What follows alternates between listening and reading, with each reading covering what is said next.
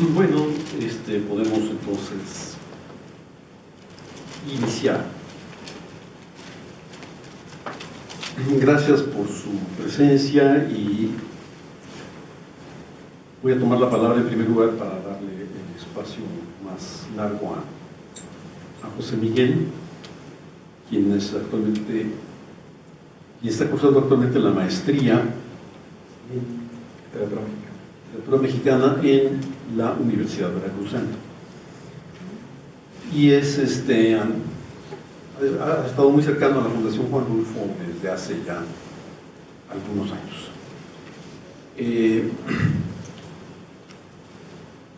Voy a hacer un poquito de historia porque este número especial que están viendo la portada allí en ese pequeño atril surgió de manera un poquito azarosa pero afortunada. Hacia por allí de septiembre u octubre del año pasado me avisaron de la Universidad Veracruzana que había una reseña de un libro que apareció el año pasado que se llama Los Ferrocarriles, con fotografías de Juan Rulfo tomadas en la zona de los ferrocarriles, donde está actualmente la unidad Monalco-Tlatelolco.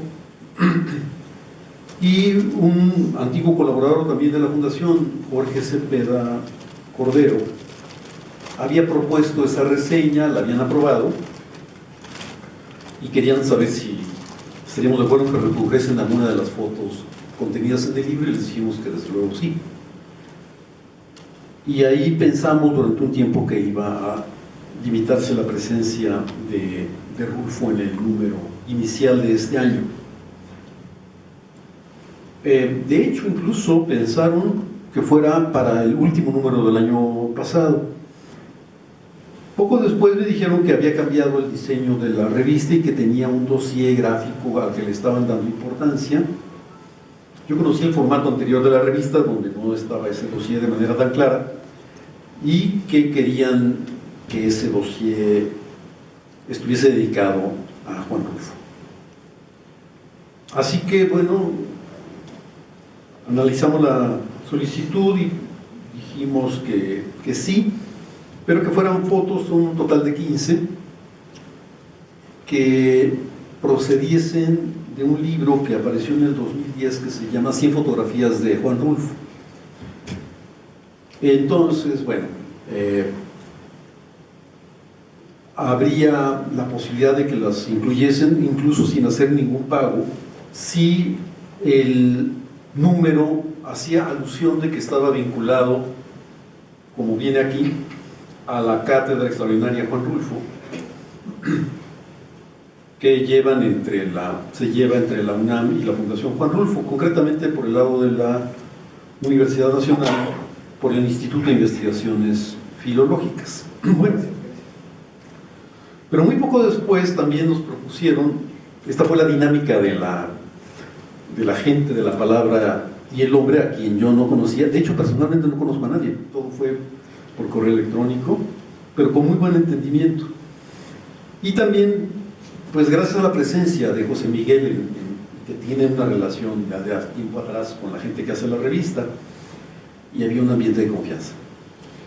Entonces dijeron que mejor pensaban en el primer número de este año, es trimestral, que corresponde a los meses de enero, febrero y marzo, considerando que en enero 7 se cumplirían los 30 años del fallecimiento de Juan Rulfo y podría ser un número conmemorativo de ese aniversario. Bueno, también analizamos el asunto y les dijimos que sí, y que qué propuesta habría de contenido. Ellos enviaron una propuesta, había 2 o 3 cosas que no nos convencían mucho y les dijimos por qué. Pero desde un principio estaba considerada la colaboración, por ejemplo, de Alberto Vital, y dijimos que sí, claro que sí, y también de José Miguel, que yo lo propuse a José Miguel y me dijeron, no, ya nosotros lo tenemos considerado. Y el año pasado apareció un libro que se llama Pedro Páramo, 60 años, con 18 ensayos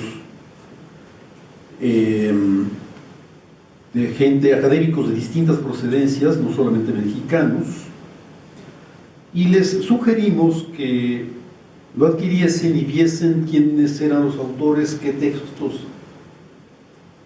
habían desarrollado y que eligiesen alguno de sus colaboradores para estar incorporados en este número especial.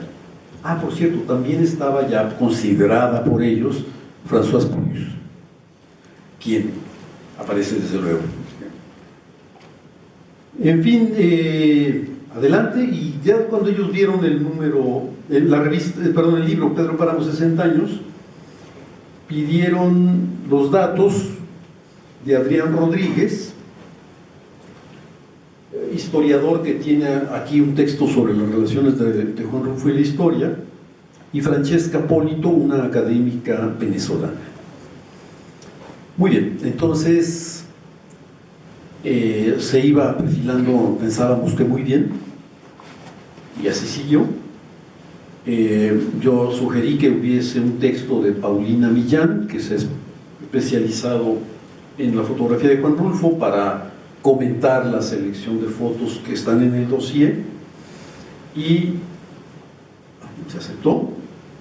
Y ellos querían que estuviese presente un escritor. Hicieron algunas propuestas que tampoco nos parecieron muy buenas, pero todo era muy civilizado. Y Jorge Cepeda, quien había dado el origen a esta participación, digamos, de temas vinculados a Juan Rulfo en este número, me dijo: ¿por qué no les propones un texto que escribió Sergio Pitol para la primera edición de Pedro Páramo en polaco y que no existe en español? Bueno, y tenemos la edición. No la teníamos hace apenas como 3 años. Un amigo y su esposa, sobre todo, que conocían a alguien en Polonia, nos consiguió la primera edición, que es de 1966, y tiene un prólogo de Pitol, quien estaba entonces en una posición muy modesta en la Embajada de México en Polonia. Así que escribió un texto en español que fue traducido al polaco, y es la presentación de esta primera edición de Pedro Páramo en polaco. Y si esta primera edición es de 1966, resulta que este texto vino a conocerse en español 50 años después, en este ejemplar. Fue traducido por una estudiosa polaca de Sergio Pitol y revisado por él mismo y autorizado, pues. Obviamente él no conservaba, nadie conserva papeles de 50 años atrás, yo creo, ¿no? No conservaba él el original en español.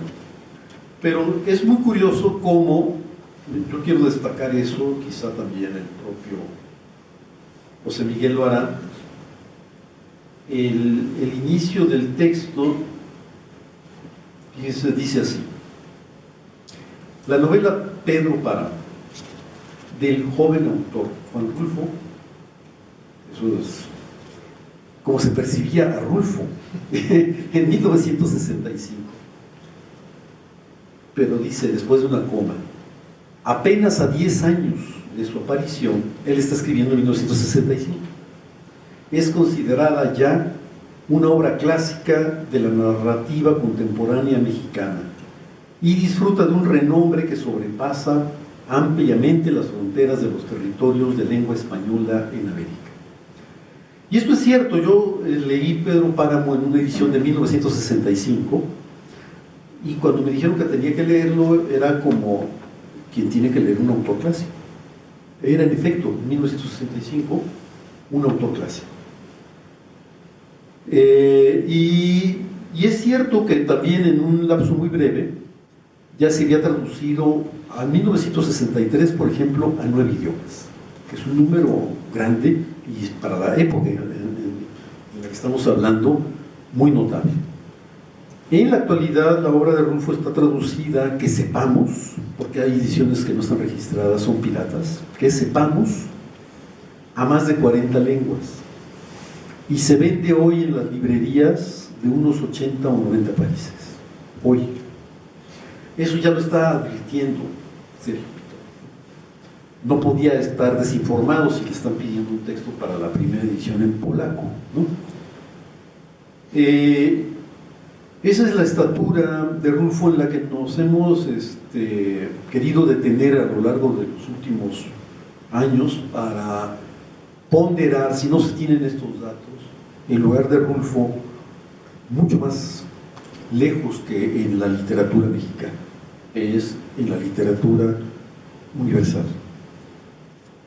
Hace un rato comentaba con José Miguel, ayer con Julio Moguel, cómo por azar descubrimos a finales de enero, porque el traductor que contrató Gallimard para la obra de Rulfo, que se fueron publicando separadamente El Gallo de Oro, El Llano en Llamas y Pedro Páramo, nos puso sobre aviso de la existencia de una edición pirata francesa del Llano en Llamas. Uno pensaría que las ediciones piratas existen, muchas de Rulfo, por ejemplo, en Centro y Sudamérica, ¿no? Pero uno no imagina que estén pirateándose la obra de Rulfo en Francia. Y bueno, pues se armó todo lo que se tiene que armar en esos casos, y finalmente ya se puso remedio a la situación. Pero 3 días después nos enteramos que hay una edición pirata de Pedro Páramo en Estados Unidos en español. Y son de las que nos enteramos. Sabemos que hay algunas en árabe, de las que poco más, no se sabe nada. Apenas nos acabamos de enterar que hay una... Sabíamos que se iba a hacer la traducción, pero acaba de aparecer en Taiwán, o acaba de aparecer quizás, a lo mejor ya tiene tiempo, una traducción al chino diferente de otra que sí está, digamos, ya está conocida por nosotros, de la China continental. En Taiwán la tradujeron por su lado, porque decían que la de los otros chinos es mala, porque los otros chinos no hacen bien las cosas. En fin, esta dimensión de la obra de Rulfo ya la percibe Sergio Pitol en este caso, en este texto. Y pues con eso ya puedo,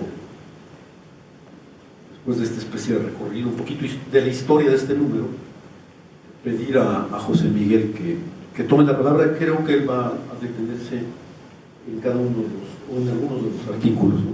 Sí. Bueno, pues primero que nada quiero agradecer a ustedes la oportunidad de compartir esta tarde aquí en la presentación de este número, el 35 de la nueva época, de la tercera época de la palabra y el hombre. También agradecer a la Cátedra Extraordinaria Juan Rulfo, a la Universidad Nacional Autónoma de México, a la Fundación Juan Rulfo y a la Universidad Veracruzana, que es donde yo me formé y actualmente sigo estudiando, pues la oportunidad de compartir esta celebración del 30 aniversario luctuoso de Juan Rulfo en este número que nos compete. Pues en particular Víctor hablaba de cómo surge la idea y cómo surge toda la elaboración de este número. Yo quisiera hablarles, antes de algunos de los artículos que aquí aparecen, un poco de la historia de esta revista, muy breve nada más. Ya adelanté que es la tercera época. Yo tuve la oportunidad de trabajar un periodo muy breve, pero conocí parte de la historia y de la importancia que tiene en Veracruz, y también a nivel nacional tuvo una cierta importancia en su origen. Después pues ha habido, como todo, altibajos, pero me parece que en esta circunstancia actual es importante para nosotros que exista esta revista, y digo nosotros en Veracruz en particular, que exista esta revista. Digo, por ejemplo, que lo verán cuando adquieran el número, o si ya lo han leído, que brinda la oportunidad a jóvenes de coexistir o convivir, compartir escritura con autores consagrados, ¿no? En Veracruz es muy importante Sergio Pitol, en la vida literaria allá en Veracruz, o vida cultural en Veracruz, incluso desde el Premio Cervantes, ya hace 10 años me parece, ha sido muy importante. Entonces, que coexista aquí en este número un homenaje a Rulfo y que abra con Sergio Pitol, es importante para los jóvenes que también participan ahí. Yo a lo mejor ya no soy tan joven, pero todavía me considero ahí. Pero hay otros jóvenes que conviven, y es la intención de la revista. La revista pretende eso, ¿no? Su director, Mario Muñoz, invita generalmente a alumnos de la facultad a que hagan reseñas. Es donde se comienza a participar, en una sección que se llama Miscelánea. Ahí hablaremos de algunas reseñas. También hay una sección que se llamó no sé si ha cambiado, pero hay palabra nueva, palabra consagrada, y es esto, ¿no? Donde trata de convivir visiones que tienen más experiencia, madurez, con visiones que empiezan a dar los primeros pasos en el análisis literario y en crítica literaria. También con la tercera época puso énfasis en efecto en un dossier de artes, en particular de fotografía y a veces imágenes de pintura, ¿no? Son fotografías de pinturas, reproducciones de pinturas y esculturas también. Entonces, parte del número siempre hay un dossier que acompaña con un documento de artes plásticas o de pictóricas también, y es donde entra aquí en particular este énfasis en la fotografía de Juan Rulfo. También hay otras secciones que no solo es literatura. La revista La Palabra y el Hombre va a cumplir el próximo año 60 años. Surge junto con la editorial de la Universidad Veracruzana, que es de 1957, con Sergio Galindo como su primer director y también de los fundadores de esa editorial. Y durante mucho tiempo, les decía, fue la revista emblemática. Después ha habido otras conforme se fue desarrollando la propia universidad, y hay, digamos, revistas especializadas, como ha ocurrido con el conocimiento universitario y académico, pero fue durante un tiempo la revista de la universidad. Por eso incluso se presenta así, Revista de la Universidad Veracruzana. Eso, digamos, sería la pequeña introducción de esta publicación y de la importancia que tiene en Jalapa. Por eso verán que es el número 35, pero de la tercera época, ¿no? Ha habido otras épocas. Y comienzo ya a hablar de este número en particular.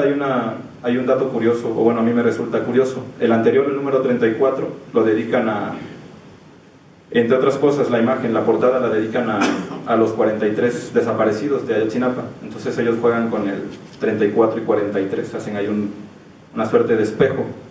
Y yo, desde que vi que era el 35, pienso también en el 53, el año del Llano en Llamas, ¿no? Entonces, a quienes les gusten los números y las coincidencias, pues también este ejemplar, este volumen, este número dedicado a Juan Rulfo tiene esa particularidad.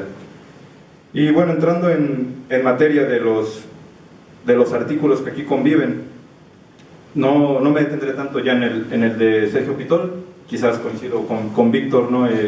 Y les decía, continuando con esto, ¿no?, la importancia que tiene Sergio Pitol en Jalapa, y que sirva como punto de partida para este número homenaje. Después, el siguiente artículo lo escribe Alberto Vital, que bueno, lamentamos que no esté aquí, pero tienen también la ventaja de tenerlo aquí en México. Entonces lo hemos visto cuando ha coordinado la cátedra y demás, y quienes lo han seguido como estudioso de la obra de Juan Rulfo, o todos los que sabemos de su importancia, su relevancia, podemos aquí también disfrutar de un artículo semejante, ¿no?, de esa talla. La dificultad a lo mejor para Alberto es que nos ha dicho tanto, ¿no?, y tan bien dicho de la obra de Juan Rulfo, que a lo mejor en un espacio muy breve pues queda a lo mejor siempre apuntar hacia obras pasadas, o simplemente el homenaje, que es un gran homenaje. El que le escribe su artículo se llama Tributo a un Maestro, 1917-1986, y hace una pequeña síntesis, destacando la importancia de la poética de Juan Rulfo, y les reitero, remitiéndose de una u otra forma a los grandes estudios que él ha dedicado. En particular dedica un espacio a la poesía de Rainer Maria Rilke, que es parte de lo que él ha trabajado, y también es el biógrafo de Juan Rulfo, entonces logra recuperar esos aspectos. Señalé, y pienso hacer así con algunos artículos, algunos pasajes que quisiera, muy breves, compartirles de estos artículos. Aquí viene uno, por ejemplo, del artículo de Vital. Dice: después de 30 años de la muerte de un clásico, resulta claro que su obra no pasó por el lugar común del purgatorio, esa etapa en la que supuestamente se dejaría de hablar por algunos años de un autor, ya que no estaría presente. El lugar común se repitió en los 70, quizás antes, sin duda después. Sin saberlo, llevaba a la práctica la convicción de que una obra depende de un autor, siempre activo en las prensas, las presentaciones, las fiestas, los cócteles, los premios.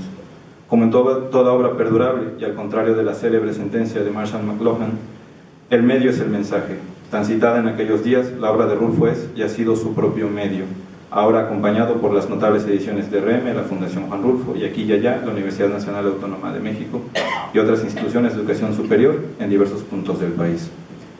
Esto, digamos, esto es lo que resalto, ¿no? Que la obra de Rulfo desde siempre, lo mencionaba Víctor, ¿no? Y el propio Pitol lo destaca, pareciera que siempre ha sido un clásico por la calidad que ha tenido y que no ha necesitado de mayor aparato externo, ¿no? Que sus propias palabras, sus propias letras. Otro pasaje que Vital destaca y que yo aquí les comparto es de la función de Juan Rulfo como tutor del Centro Mexicano de Escritores, donde él también fue becario. Después le toca ser a él también un maestro ahí, y dice: en sus sesiones como asesor en el Centro Mexicano de Escritores, a las que asistió hasta 1982, Juan Rulfo insistía en aquellos 4 principios de la narrativa milenaria: personaje, argumento, ambiente, lenguaje. Con voz seria e incisiva pedía un auténtico conocimiento de la materia tratada, y de la mano de todos los clásicos antiguos y modernos solicitaba la concreción, el detalle bien documentado, el diálogo preciso, la secuencia pertinente, el pasaje absolutamente imprescindible. Y bueno, esto es un poquito de lo que pueden encontrar en el artículo de Alberto, que, como les reitero, es un homenaje, un tributo a un maestro, como él lo titula, y que para que a lo mejor también quien se acerca por primera vez a la obra de Juan Rulfo, porque también lo comentaba en alguna ocasión con Víctor hace algunos años, ¿no? Que lo que puede significar para un adolescente acercarse por primera vez a Rulfo, ¿no? Porque siempre habrá una primera vez para alguien, ¿no? Puede ser también este artículo un acercamiento al trabajo de Alberto Vital, ¿no? Que para nosotros, los que estudiamos las letras como una profesión y hacemos de la crítica o pretendemos hacer un oficio, y en particular de Rulfo, pues nos resulta fundamental, ¿no? Es un punto de partida, y aquí alguien puede encontrar eso.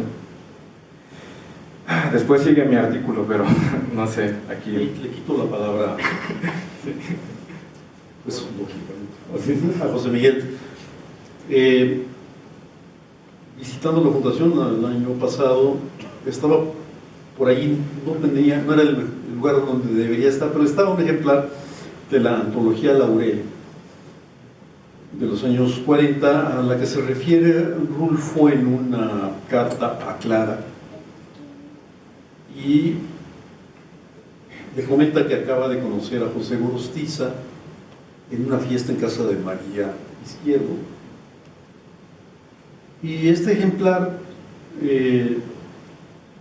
lo comienza a hojear José Miguel, y resulta que Muerte sin fin tiene marcas de lápiz de Juan Rulfo, y al final está firmado por Gorostiza, la sección del poeta. O sea, posiblemente fue Gorostiza el que se lo obsequió, o quizá Rulfo lo llevaba, o no sabemos, eso es imposible, son conjeturas, pero el caso es que cuando termina la última línea de Muerte sin fin está la firma autógrafa de Gorostiza, y a partir de eso el título es Muerte sin fin, páginas tales y cuales, así textualmente, porque es como se refiere Rulfo en la carta a Clara,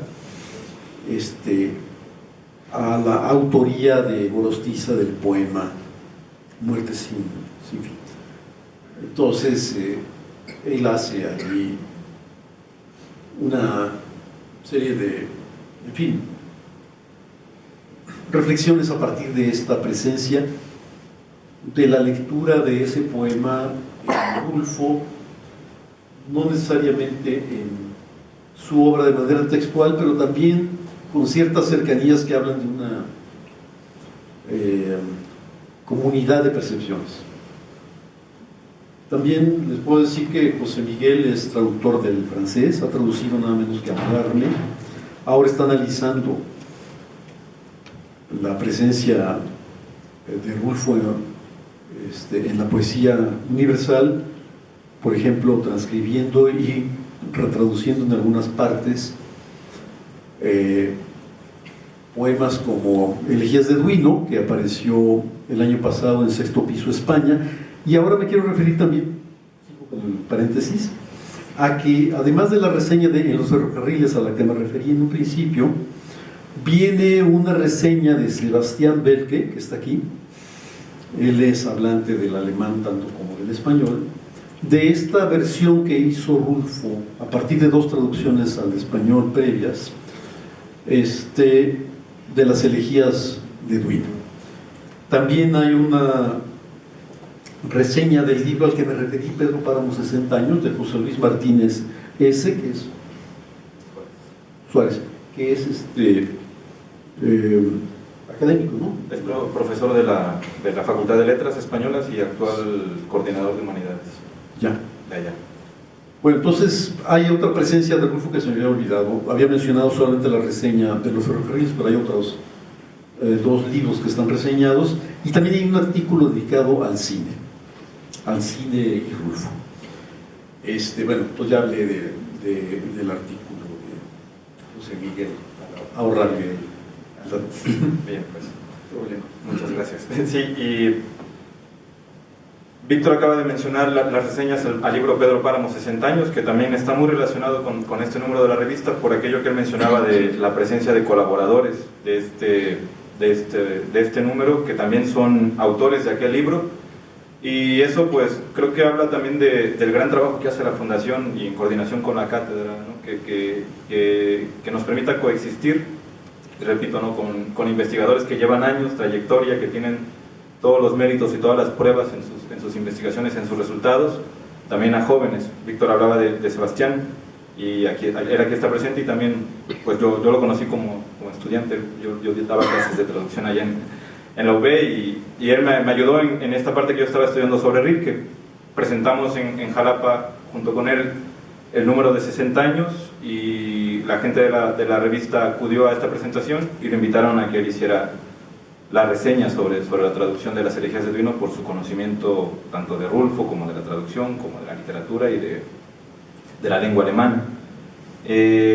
No es colaborador aquí de este número, pero sí de Pedro Páramo, 60 años, José Luis Bobadilla, quien ha trabajado también la poesía en Juan Rulfo, y que también sirve para del artículo que a mí me tocó escribir, ¿no? La presencia de la poesía, y también Juan Rulfo como un poeta, ¿no? Como un creador de poesía, aunque sea narrativa, ¿no? Es lenguaje, y es imagen, y es potencia. Pero otro aspecto que también ha sido importante, y que Víctor Jiménez en numerosas ocasiones ha resaltado, es la importancia de una perspectiva histórica, la historia como una afición, o como una, más bien, vocación, no tanto como afición, porque eso podría entenderse como una diletancia, ¿no? Pero como una vocación, que fue la vocación también de Juan Rulfo, ¿no? Junto con la fotografía y por supuesto la literatura, está el conocimiento de la historia, y es el tema del que se ocupa el ensayo de Adrián Gerardo Rodríguez, que también ha colaborado de manera estrecha con la Fundación, y que se dedica a estudiar la obra de Juan Rulfo. Él es de formación historiador, y su artículo se llama Juan Rulfo y el oficio de historiar. Él recupera entonces esa importancia que tiene la historia en la vida y en la obra de Juan Rulfo, y un pasaje que quiero compartirles es el siguiente. Dice: en la actualidad muchos proyectos de investigación histórica llevan la premura del presupuesto o la beca. El tiempo de la investigación es de otra naturaleza, requiere de cierta paciencia de artesano y trabajo ingente de archivo, algo que Rulfo cultivó sin lugar a dudas. Ello permite establecer una comparación entre su trabajo fotográfico y su labor como indagador del pasado. Ambas actividades son frutos independientes respecto de su obra literaria. Y rescata más datos, ¿no?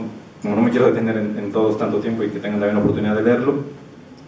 Adrián, con su mirada histórica, también él es más joven que yo, es joven, él también tiene, digamos, esa frescura de esa distancia. También tiene la oportunidad de haberse acercado recientemente por su edad a Rulfo, pero también con todo el conocimiento de su formación como historiador. Otro número que aparece, y lo que podemos advertir también entonces en esta selección, es que, como dice en la presentación del número, se invitó a especialistas que desde sus disciplinas se han acercado a la obra de Juan Rulfo, lo cual nos quiere decir que la obra soporta todo ese tipo de lecturas, que es una obra que, bueno, que no estamos descubriendo aquí a Juan Rulfo, ¿no? Pero es una obra que se confirma aquí con el acercamiento que tienen los autores de estos artículos. El de Irlanda se llama Traducir el horror, Marlowe, Denver y Juan Preciado. Aclara que Irlanda es un nombre, porque la gente común como yo piensa que es un país. Sí, Irlanda Villegas es una investigadora que trabaja en la Universidad Veracruzana, pero se formó aquí en la UNAM, tiene un doctorado en literatura comparada. Entonces su trabajo es un poco eso, ¿no? Ella compara a una novela de Toni Morrison, y también su especialidad es la traducción. Entonces quiere hacernos ver cómo Juan Preciado en particular es un mediador entre los lectores y aquel mundo de Comala, tanto por el hecho de irse acercando, ser la primera voz que escuchamos los lectores, dije escuchamos por la presencia de la oralidad y esa literatura que recrea de manera artística una oralidad en Juan Rulfo, y cómo ese narrador nos va introduciendo a aquel mundo que para nosotros es desconocido y que después estamos inmersos en él. A grandes rasgos, entonces, el artículo de Irlanda o el ensayo de Irlanda Villegas, se ocupa de esto, ¿no? de comparar cómo en la novela de Morrison también, desde diferentes estrategias narrativas de ambos escritores, los lectores tenemos acceso a veces a lo inefable, y lo inefable en este caso no solo de la poesía, sino también del dolor humano. Ella lo dice, el horror, ¿no? Por eso habla de traducir el horror. Leo aquí uno de los balazos que aparece, dice: tanto Villot como Pedro Páramo refieren el trauma histórico de dos pueblos distintos, muy localizados y simultáneamente universales. Después encontramos el artículo de Francesca Bolito, narración fragmentaria y episódica en Pedro Páramo. Ella, si tengo entendido, es italiana o... Nací en Italia, vive en Venezuela. Y vive en Venezuela. Entonces ella pone un especial énfasis en ese aspecto, en esa particularidad de lo oral, que nos permite hacer síntesis y segmentos distintos a las extensiones de la escritura. Y una de las cualidades y que apreciamos constantemente cuando leemos y releemos a Rulfo es esa potencia de la síntesis, esa explosión de la síntesis, que ella sugiere que está presente en los grandes relatos orales, y que si bien no es propiamente literatura oral, hay una recreación de la oralidad en Rulfo. Y también nos habla entonces de ciertas palabras que distinguen a los personajes, como en la literatura clásica, cuando hay epítetos que nos dan casi la esencia del héroe. Aquiles, el de los pies ligeros, o raudo de pies, nos habla de palabras que van a recordar a los personajes en Juan Rulfo. Y les doy aquí unos ejemplos. Así Eduviges es inseparable de sus tiliches, de su casa toda entilichada, Susana de su cama, su cobija y sábanas, imágenes estas últimas de la cobija de la mortaja, que después tendrían fortuna en la literatura y el cine latinoamericanos. Dorotea la Cuarraca es la que trae un molote en su rebozo y lo arrulla diciendo que es su crío, y Pedro Páramo es el que está sentado en su viejo equipal junto a la puerta grande de la media luna.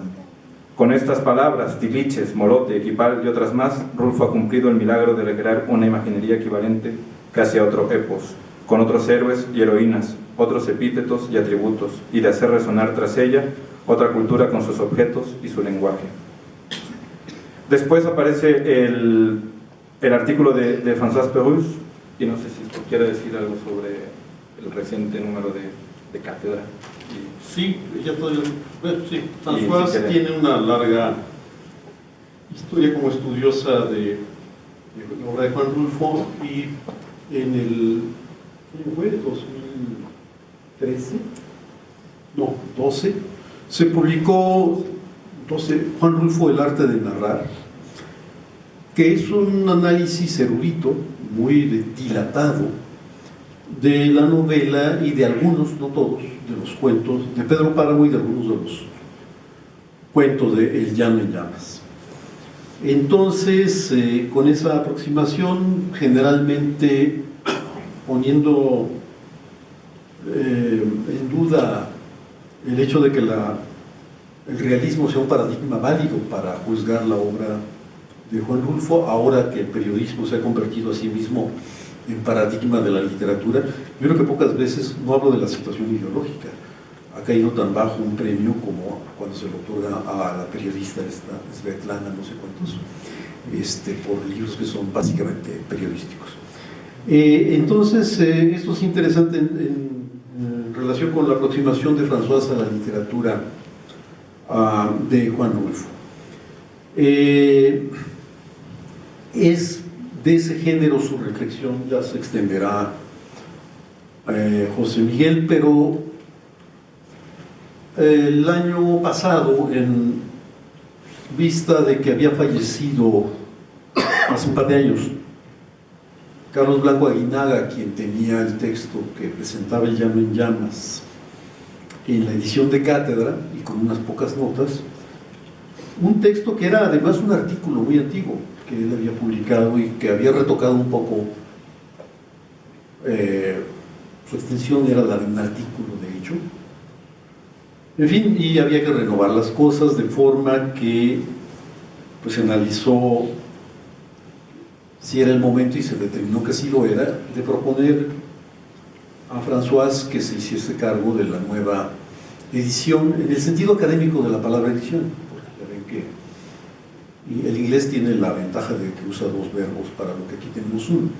Editar allá es distinto que publicar. Bueno, entonces aquí es la editora académica, y esta es la nueva edición de Llano en Llamas, ya con el estudio y las notas de François Pérus, ¿no? Ese es un poco el respaldo que tiene François. Y ahora... Sí, y con el artículo de François se cierra la parte que se ocupa de la obra literaria de Juan Rulfo, porque después viene el dossier fotográfico. Pero aquí también quiero rescatar cómo también se menciona que se abre con un escritor que es de los primeros también lectores de Juan Rulfo, que es Sergio Pitol, y siguen enseguida uno de los grandes estudiosos, que es Alberto, y se cierra con otra de las grandes estudiosas, ¿no?, que es François Pérus. Y en particular tanto el texto el artículo de François como de Alberto tiene esa peculiaridad de ser síntesis de cúmulos de investigación, de horas dedicadas con pasión a la obra de Juan Rulfo, que a lo mejor son distintos de los que apenas nos estamos acercando y teniendo nuestras lecturas, y me refiero a los que también participamos ahí, que tenemos menos tiempo, ¿no?, leyendo la obra, y eso se agradece como joven lector o como lector en general de la obra de Rulfo, la generosidad que tienen para en pocas páginas compartir todo ese recorrido que ha habido. Y el de François es eso, se titula En torno a la poética narrativa de Juan Rulfo, y explica cómo desde los años en los que la literatura del boom o la literatura latinoamericana atrae la atención de otras fronteras, ¿no?, o de otros lectores, no nada más en lengua española, ¿no?, sino también incluso con traducciones en Europa, en Estados Unidos, en España, llama la atención de estos críticos también, y se trata de ver qué hay alrededor de todo esto, ¿no? Entonces hay categorías que también por comodidad o por conveniencia para ese auge o ese apogeo de esa literatura no necesariamente se sostienen en las obras, y toda la primera parte del artículo de François Pérus es ese recorrido de cómo ella se acerca a estudiar la literatura latinoamericana en ese periodo en particular, y mira hacia atrás en el tiempo, y cómo quizás no es tan fácil, ¿no?, y tan categórico decir esto era realismo, esto era novela de la revolución y lo demás ya llegó a una madurez. Habla entonces de esa revisión que ella tiene. Después, como llega el caso en particular de conocer y estudiar por primera vez a conciencia y tratando de ir quitándose esos prejuicios que acompañaban otras literaturas, la obra de Rulfo, hasta después llegar ella a culminar con un trabajo como este, ¿no?, de la edición crítica de Cátedra. Y menciona ella en particular también este libro que ya comentó Víctor, El arte de narrar, que ella sugiere como una poética de autor, donde dice que también la década de los 70, los 80 hay un auge de las teorías literarias, y pareciera que esas teorías, dice ella, ¿no?, se tienen que trasplantar y aplicar en la literatura, en el corpus de obras literarias en América Latina, y que sin embargo ella piensa que más que hablar de teorías aplicadas a obras, se tendría que hablar de poéticas. Entonces ella está tratando de describir cómo llega ese proceso de proponer a partir de la obra, y digamos la obra donde ella lo propone es El arte de narrar, una poética de Juan Rulfo. Y a grandes rasgos ese es su artículo. Les repito, ¿no?, es mucha información la que ella tiene y que nos ha brindado, que aquí al menos tenemos un acercamiento de cómo, digamos, una introducción a los estudios de François con este artículo. Después aparece otra sección que si bien no se dedica a la obra de Juan Rulfo, se dedica a estudios de México en particular y de América Latina también, que otro escritor brasileño, Luis Rufato, ha puesto ese énfasis en la obra de Juan Rulfo, ¿no?, diciendo que es no dice, no quiero poner palabras que no utiliza él, pero digamos que es una suerte de reflejo, de espejo, de retrato de América Latina, ¿no? Como que la obra de Juan Rulfo es muy vigente por todo lo que sigue ocurriendo en América Latina.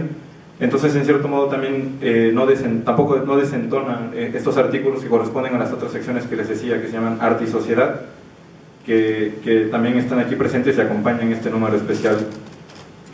Uno se llama Norberto Elías en México, La civilidad de la violencia, de José Alfredo Zabaleta Betancourt, y el otro se llama Abriendo Contrahistorias, Existencias Latinoamericanas y Esencias Emergentes, de José Carlos López Hernández. No me detendré tanto en ellos porque, bueno, estamos dedicándonos a la parte de Juan Rulfo. Después viene la introducción que hay a este dossier, a la selección en particular de estas imágenes que acompañan este número de Juan Rulfo. Lo escribe la especialista en la obra fotográfica, que es Paulina Millán. Ya Víctor habló un poco al respecto, y hace una pequeña introducción. Aparecen las imágenes, aquí sería mejor ver más que escuchar, y el artículo de Paulina, el breve artículo de Paulina, se llama El ojo de Rulfo. Quizás les comparto uno de los balazos. Dice: en las fotografías de arquitectura y ambiente rural, la mayoría captadas en los años 50, percibo su interés por la historia, la ruina, el acontecer humano y el pasado colonial, aspectos que permearon su obra a lo largo de los años. Y viene, digamos, un comentario, presentación general, introductorio de la obra fotográfica de Juan Rulfo. Después aparece esta sección miscelánea, que ya les había comentado al inicio, donde, como su nombre lo indica, aparece no solo temas diversos, y hay esa reseña que dio origen, que es la de Jorge Cepeda, otro de los grandes estudiosos de la obra de Juan Rulfo, la reseña sobre el libro de los ferrocarriles, de las fotografías. Aparece la reseña de Sebastián, que hace esta mención de la importancia y de las características de la traducción o de la versión que propone Juan Rulfo y que publica Sexto Piso el año pasado. Aparece también la reseña de José Luis Martínez Suárez, y hasta el final viene, no quiero olvidarlo, hasta el final viene una nota sobre un ilustrador. Ahí, como les decía, y también Víctor anticipaba, la revista tiene énfasis entonces en una parte pictórica, y que no sea nada más acompañar el texto, ¿no?, sino también tener su autonomía, su independencia. Y en este caso, para no desentonar, si bien tiene su autonomía, está relacionado con el tema. Es un ilustrador español que se llama Manuel Marsol.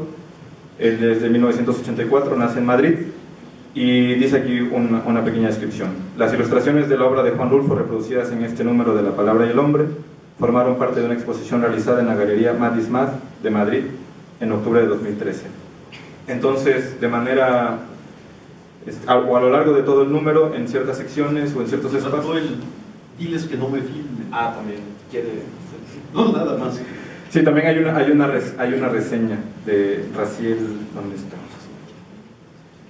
Diles que no me filmen. Es un pequeño texto sobre las adaptaciones de Juan Rulfo al cine, de las obras, y en particular El Gallo de Oro, Pedro Páramo y algunos de los cuentos, y también la participación de Juan Rulfo en La Fórmula Secreta. De manera que el número busca entonces rescatar todas esas facetas de la obra artística de Juan Rulfo, no solo el narrador, sino también el fotógrafo, el